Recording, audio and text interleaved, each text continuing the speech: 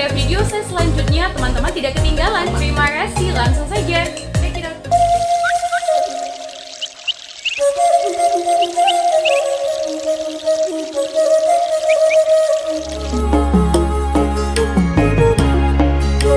Sejarah Marga Siregar. Ya teman, menurut riwayat silsilah Batak, Toga Siregar merupakan generasi keempat keturunan si Raja Batak. Toga Siregar merupakan keturunan yang termuda. Toga Siregar bersama dengan 6 toga lainnya yaitu Toga Sinaga, Toga Situmorang, Toga Pandiangan, Toga Nainggolan, Toga Simatupang, dan Toga Aritonang. Ia adalah dari si Raja Lontung. Marga Siregar berasal dari nama anak bungsu si Raja Lontung dan istrinya si Boru Pareme. Siregar adalah anak bungsu dari 9 bersaudara yang terdiri dari 7 laki-laki dan 2 perempuan.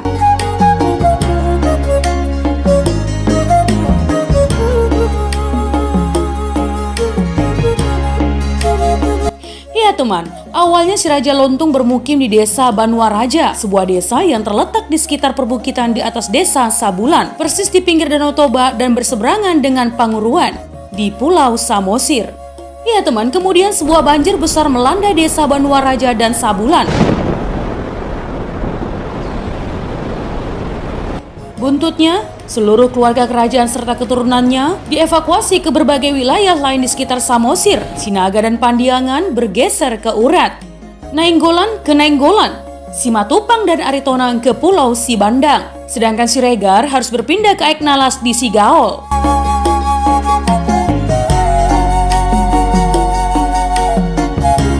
Suatu hari teman, Siregar dipanggil oleh sang kakak Aritonang ke desa Aritonang di Muara. Siregar pun kemudian menetap dan menghasilkan keturunan di sana. Dari desa Aritonang itulah, kemudian keturunan Siregar menyebar dan terbentuklah menjadi sebuah marga. Nah teman, kampung asal marga Siregar berada di pinggir Danau Toba, tepatnya di kecamatan Muara Tapanuli Utara, Sumatera Utara.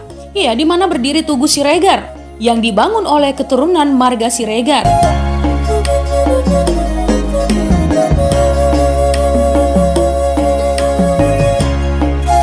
Nah teman, Toga Siregar memiliki 4 keturunan laki-laki dari istrinya Boru Silimbong, yaitu Silo, Dogoran, Silali, dan Siagian. Sedangkan marga Sormin dan Ritonga adalah marga yang berasal dari keturunan Toga Siregar, di mana Sormin dan Bomi dari anak turunan Siregar Silo, dan Ritonga dari anak turunan Siregar Silali.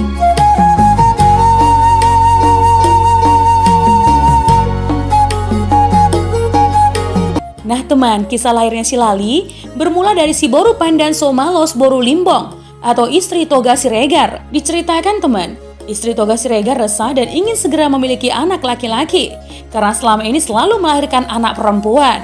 Sedangkan istri klan Nainggolan Parhusip sebaliknya selalu melahirkan anak laki-laki dan ingin mempunyai anak perempuan. Nah teman, pada suatu kesempatan tanpa diduga, mereka sama-sama mengandung dan secara kebetulan pula mereka melahirkan pada waktu yang bersamaan. Namun si Boru Pandan Somalos Boru Limbong kembali melahirkan anak perempuan.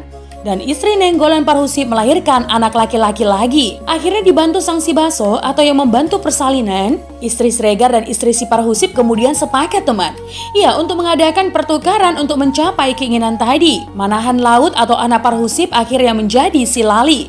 Sebagai gantinya anak perempuan Siregar yang bernama si Tatap Birong menjadi anak dari Parhusip. Nah teman, demikianlah pertukaran terjadi, bahkan tanpa sepengetahuan suami mereka, dan atas dasar kesepakatan itu mereka merahasiakannya. Nah, pertukaran anak ini menjadi suatu padan atau perjanjian atau ikrar. Bukan hanya marga Nainggolan Parhusip dengan marga Siregar Silali saja teman, tetapi padan ini dipegang dan dihormati seluruh keturunan Toga Siregar dan Toga Nainggolan. Hingga kini, Siregar dan Nainggolan tidak boleh menikah satu sama lain.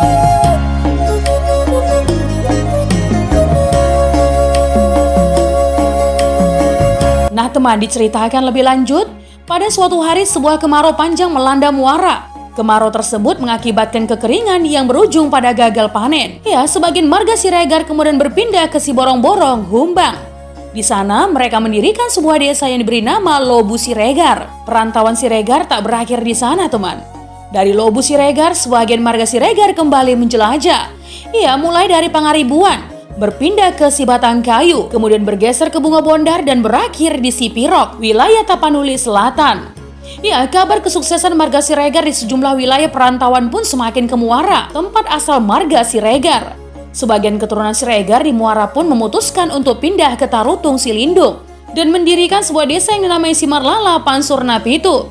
Belum juga berakhir teman, perpindahan keturunan Siregar ke Simarlala Pansurna Pitu pun berlanjut ya dengan penjelajahan lain yang mereka lakukan ke Pantis Pahae. Seperti di titik-titik perantauan lainnya, mereka pun mendirikan desa Onan Hasang Simangumban dan Bulu Payung serta menghasilkan generasi di sana.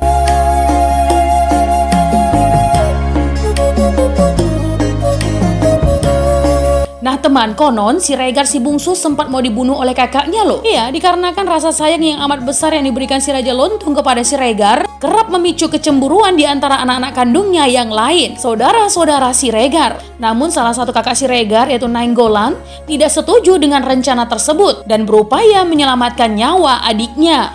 Nah, Nainggolan kemudian membawa Siregar keluar dari Samosir dan membawanya ke Muara. Seperti yang dikisahkan sebelumnya teman, Muara inilah yang kemudian menjadi asal muasal penyebaran marga Siregar.